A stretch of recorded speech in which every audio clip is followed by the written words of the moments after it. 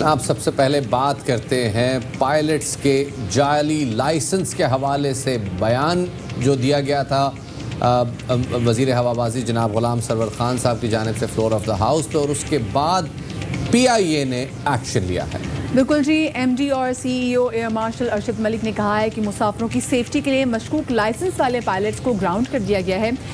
PIA ने गैर मुल्की सफारतखानों, आलमी रेगुलेटरी और सेफ्टी बॉडीज़ को ख़त लिखकर ये यकीन दहानी कराई है कि उसने उन तमाम 141 पायलट्स को ग्राउंड कर दिया जिनके लाइसेंस मशकूक थे। और गुज़िश्ता दिनों वज़ीर हवाबाजी ग़ुलाम सरवर खान ने ऐवान को ये बताया था कि 30% पायलट्स के लाइसेंस जाली हैं। क्या कहा था उन्होंने, आपको सुनवाते हैं। पाकिस्तान में टोटल 860 एक्टिव पायलट्स, 262 ऐसे पाए गए उन्होंने खुद एग्जाम नहीं दिया, उनकी जगह किसी ने एग्जाम दिया। ये भी जेली बनवा के दी गई, जेली लाइसेंस भी बनवा के दिए, 40% ऑलमोस्ट लाइसेंसेस फेक हैं, एग्जाम्स प्रॉपर नहीं दिए, खुद नहीं दिए, फ्लाइंग एक्सपीरियंस नहीं है, सियासी बुनियादों पर भर्ती करवाया जाता है। 54 में से 28 लोगों को शोकस दिए, 18 लोगों की पर्सनल एयरिंग, 9 पायलट्स ने रोते रोते कन्फेस भी कर दी, हमसे ये गलती हुई है, हमें माफ़ करें।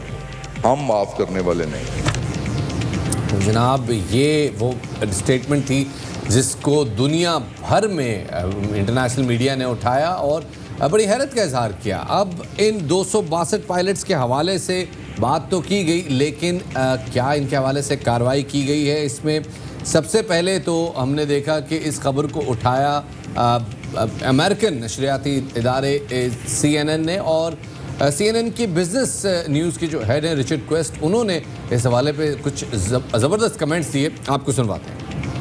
This is the most extraordinary story in aviation. PIA is looking to see that perhaps up to a third of its pilots did not have the correct licensing. The pilots that were flying the crashed plane did have licensing, although there was a raft of other incompetent issues in the way they were flying the plane. But the fact that a country is admitting that there are dubious pilots' licenses in the commercial airline sector beggars belief about safety of airlines in Pakistan. This is a case of wholesale fraud, whatever you want to call it. People flying that shouldn't have been flying. It's a scandal. Richard course बिल्कुल सही कह रहे थे कि इससे जो सबसे बड़ा और जो अहम सवाल रेज होता है वो ये है कि पाकिस्तान में जो एयरलाइन की इंडस्ट्री है वो कितनी सेफ़ है, जो एयरलाइन का ट्रैवल है वो कितना सेफ़ है, वो उससे पता चल जाता है। इसी वाले से मजीद बात करेंगे। मैं ज्वाइन कर रहे हैं PIA के तर्जुमान अब्दुल्ला हफीज़, और साथ में ज्वाइन करेंगे एयर कोमोडोर जमाल हुसैन। आप दोनों का बहुत शुक्रिया। अब्दुल्ला, सबसे पहले तो आपके पास आना चाहेंगे और आपसे पूछना चाहेंगे कि 141 पायलट्स जिनके मशकूक लाइसेंस हैं उनको ग्राउंड कर दिया गया है। मशकूक लाइसेंस से मुराद क्या है और तरीक़ेकार क्या था इसको जांचने का? बहुत शुक्रिया। सबसे पहले तो वेलकम बैक। आई होप कि आप लोगों की सेहतें अब ठीक होंगी। मशकूक लाइसेंस या मुश्तबा लाइसेंस मेरे ख्याल में ज़्यादा पर्टिनेंट है इस बात को कहना। मुश्तबा लाइसेंस का मतलब है कि जो लाइसेंसिंग इशूइंग अथॉरिटी है उसकी तरफ से लाइसेंस इशू किया गया, लेकिन जो तरीक़ाकार इख्तियार किया गया लाइसेंस इशू करने के लिए या जो टेस्ट लिए गए उसके लिए, उसमें बहुत ज़्यादा चैलेंजेस हैं। उनमें से कुछ ऐसी चीज़ें हैं जिसके ऊपर टेस्ट जो है वो कैंडिडेट ने शायद खुद नहीं लिया, या वो टेस्ट उस दिन कंडक्ट किया गया जिस दिन पब्लिक हॉलीडे या वीकेंड था। तो इस तरह के चैलेंजेस हैं, इस तरह की रेगुलरिटीज़ हैं जिसकी बुनियाद के ऊपर एक पूरी लिस्ट मुरतब की है वजारत हवाबाजी ने, और वो लिस्ट उसके अंदर जो हमारा शेयर है हमें मिला है, जो बाकी कैरियर्स का शेयर है वो उनको मिला है। और आपको ऑब्वियसली फर्स्ट आपका यही रिएक्शन यही है कि आपने सेफ्टी पे कॉम्प्रोमाइज नहीं करना। पहली बात तो ये मैं ठीक है, मैं समझ सकता हूँ आप बतौर तर्जुमान PIA आपकी सिचुएशन इस वक्त बड़ी डिफ़िकल्ट है, लेकिन since PIA is in hard waters after, ज़ाहिर एक गवर्नमेंट के लेवल पे फ्लोर ऑफ द हाउस पे एक इतनी बड़ी बात कह दी गई, मुझे बताइएगा क्या PIA ने कोई अपनी इंक्वायरी इंटरनल कंडक्ट की थी इस हवाले से, और इन पायलट्स को क्या ब्रीफ किया गया था? क्या पैल्पा से इस हवाले से बात हुई थी या ये अचानक हो गया, आपके लिए सरप्राइज था? अच्छा, देखें, ये भी ऑन द रिकॉर्ड बात है कि एक्चुअली इस पूरे मसले की निशानदही भी PIA ने की थी। यहाँ पे जो अक्सर लोगों को शायद बात समझ नहीं आती वो ये है कि वो कहते हैं कि शायद पीआईए का रिक्रूटमेंट प्रोसेस गलत था, कि हमने जाली लाइसेंस होल्डर्स पायलट को हमने नौकरियां दे दी और उनसे हमने जहाज उड़वाने शुरू कर दिए। यहाँ पे ये चैलेंज नहीं था, यहाँ पे ये चैलेंज ये था कि जो लाइसेंसेस उनके पास हैं वो उसी अथॉरिटी ने इशू किए हैं जो कि लाइसेंस इशू करती है, तो उनके लाइसेंसेस बिल्कुल सही हैं। हमें आपको शायद थोड़ा सा याद होगा कि 11 नवंबर 2018 में पीआईए का एक छोटा सा हादसा हुआ था जिसमें हमारे केटीआर तैयारा पंजगूर एयरपोर्ट के ऊपर रनवे से स्किड ऑफ कर गया था। जिस तरह हर हादसे के फौरन बाद तहकीकात होती है तो उसकी भी तहकीकात की गई और वहां पे ये पता लगा, आप बेसिक से बिल्कुल शुरू करते हैं तो वहां पे ये पता लगा कि जो पायलट का लाइसेंस है वो एक छुट्टी के दिन इशू हुआ है जो कि नहीं हो सकता था। उसकी निशानदेही पीआईए ने फौरन से पहले जो रेगुलेटर या जो इशूइंग अथॉरिटी है उसको की और फिर हमने अपनी इंटरनली इंक्वायरियां करनी शुरू की और हमने 17 पायलट्स आइडेंटिफाई किए जिनके लाइसेंसेस के साथ ये इशू थे और ये हमने जनवरी और फरवरी में इनको ग्राउंड कर दिया और हम इंतजार कर रहे थे कि रेगुलेटर इसके ऊपर एक्शन ले या हमें क्लियर कट डायरेक्शन दे। इसी चीज को हमने एस्केलेट करके हुकूमत पाकिस्तान को बचाया जो वजारत हवाबाजी है और वजारत हवाबाजी ने इसके ऊपर अपनी इंक्वायरी शुरू की। तो वी वर अवेयर कि इसके ऊपर इंक्वायरी हो रही है, वी वर अवेयर के इस तरह के कुछ चैलेंजेस हैं, बट जो तादाद है वो हमारे लिए भी सरप्राइजिंग थी। हम ये सोच रहे थे कि हमने 17 कर दिए हैं, उसका फोरेंसिक ऑडिट हो रहा है, ज्यादा से ज्यादा 3-4 और निकल आएंगे, लेकिन वी वर नॉट श्योर कि इसकी तादाद जो है वो इतनी ज्यादा बढ़ जाएगी। अब्दुल्ला ये बताएगा कि मतलब कौमी असेंबली में जब वजीर हवाबाजी साहब कह रहे हैं कि 30% जो लोगों के जो पायलट्स के जो लाइसेंस हैं वो आप क्योंकि मुश्तबा वर्ड वो मुश्तबा हैं वो जाली हैं, तो इतनी बड़ी कोई बात उन्होंने पीआईए से चेक किए बगैर कर दी या फिर इस हवाले से बेएतमाद में लिया गया था? उनको ये नंबर्स बताए गए थे? क्योंकि अब यही पूछा जा रहा है कि जी अगर इतनी बड़ी तादाद में लोग हैं तो उनकी लिस्ट दिखा दें। देखें, क्वाइट फ्रैंकली इसमें वजारत हवाबाजी शायद बिल्कुल सही चीज के ऊपर है। इंक्वायरी एक इंडिपेंडेंट और ट्रांसपेरेंट होनी थी। उसके अंदर हमें भी और जिसने इशू किया लाइसेंस उसको भी हमें जनरली उन दोनों को हमें बाहर रखना चाहिए था जो उन्होंने रखा, बिकॉज इंक्वायरी की ट्रांसपेरेंसी उधर से आती है कि वो इंडिपेंडेंटली उसका ऑडिट करके वो चीज को निकालें। ऑब्वियसली हमें पता था, तकरीर से पहले हमें पता लग गया था तादाद का। ऑब्वियसली हम लोग थी क्योंकि हम पीआईए ऑन बोर्ड थी वजारत हवाबाजी ने जिसमें जो भी एक्शन लिया। अब हम चलते हैं, एयर कमांडर जमाल हुसैन साहब हमारे साथ मौजूद हैं। जमाल साहब, पहले तो ये बताइएगा कि जो पायलट्स हैं वो सिर्फ पाकिस्तान में सर्व नहीं कर रहे, वो पाकिस्तानी पायलट्स सारी दुनिया में सर्व कर रहे हैं। आपको क्या लगता है कि इस सारे सागा के बाद पाकिस्तानी पायलट्स के लिए दुनिया भर में मुश्किलात बड़ी होंगी या उनके लिए कोई प्रॉब्लम ऐसा सच नहीं हुआ होगा और वो अपना काम रेगुलर तौर पर जारी रख रहे होंगे? शुक्रिया Shafat Ali.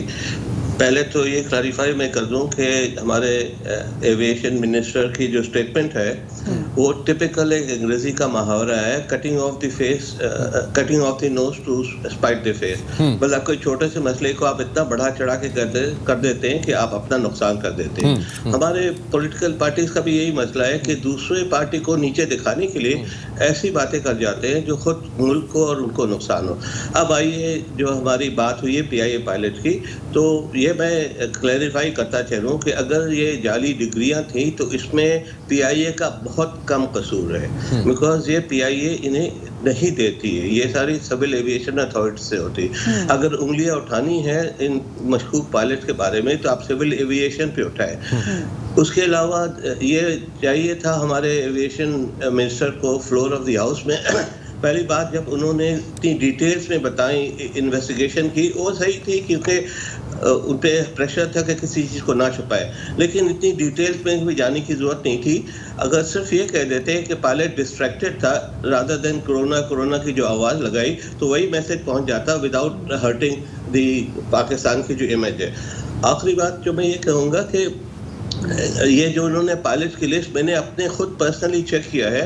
For example air blue के उन्होंने 9 कप्तान के नाम लिए, मैंने पता किया तो पता चला उनमें से 7 तो वहाँ है ही नहीं, सिर्फ 2 ही हैं और उनके भी बहुत सारी चीज़ें जो एक्यूरेसी नहीं है, उनके डेट सही नहीं है, उनकी लाइसेंस नंबर सही नहीं है।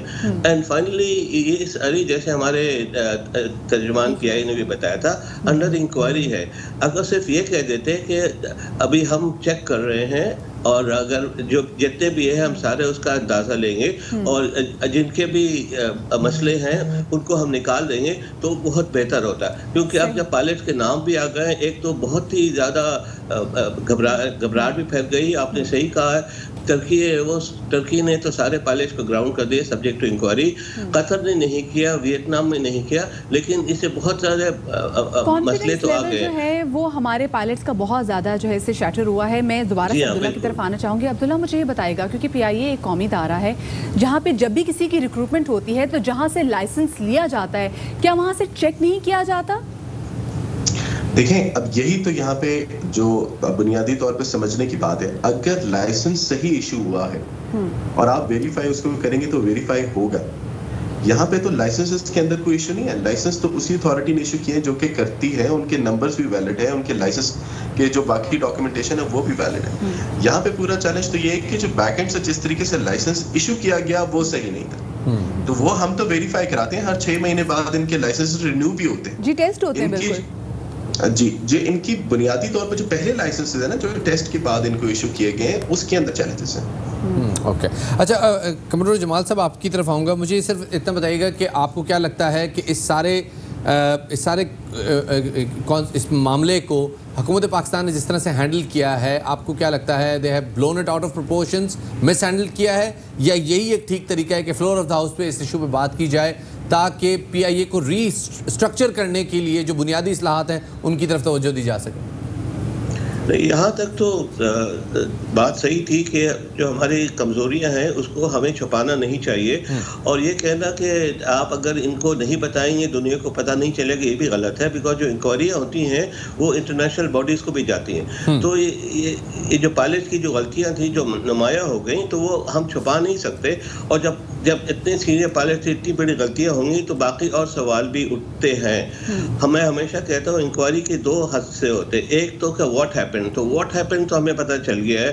FDR वाले ने ऐसी चीज़ें बता दी हैं कि अब जो उस पर कोई उंगली भी उठाए तो वो फजूल है, क्योंकि ये जो रिपोर्ट है, चाहे बेशक आप जैसे हमारे एक बड़े सीनियर सेनेटर ने कहा था जिनके वालिद खुद एयरफोर्स के में होते थे, बहुत पायनियर अफसर होते थे, उन्होंने ये कहा था कि you can not trust the air force officer, inquiry नहीं कर सकते। यानी कि वो दुश्मन को जहाज को गिरा सकते हैं, इंडियन एयरफोर्स को चित कर सकते हैं 27, लेकिन वो इंक्वायरी नहीं कर सकते। शायद वो ये भूल गए कि ये जो अफसर डिटेल हुए थे उन्होंने प्रॉपर इन्वेस्टिगेशन की, उन्होंने कोर्सेज किए हुए हैं, उन्होंने इन्वेस्टिगेशन बहुत है। चले अगर हम मान भी लेते हैं कि बिल्कुल नालायक है, चले फॉर मान भी लेते हैं, इंक्वायरी की जो डिटेल्स आई है वो तो FDR पे आई है, उन्होंने अपनी तरफ से कुछ ऐड नहीं किया, और FDR झूठ नहीं बोलते। सही, बहुत शुक्रिया जी। जमाल हुसैन साहब हमारे साथ मौजूद थे, साथ में अब्दुल्ला हमारे साथ मौजूद थे, तर्जुमान PIA। आप दोनों का बहुत सारा शुक्रिया।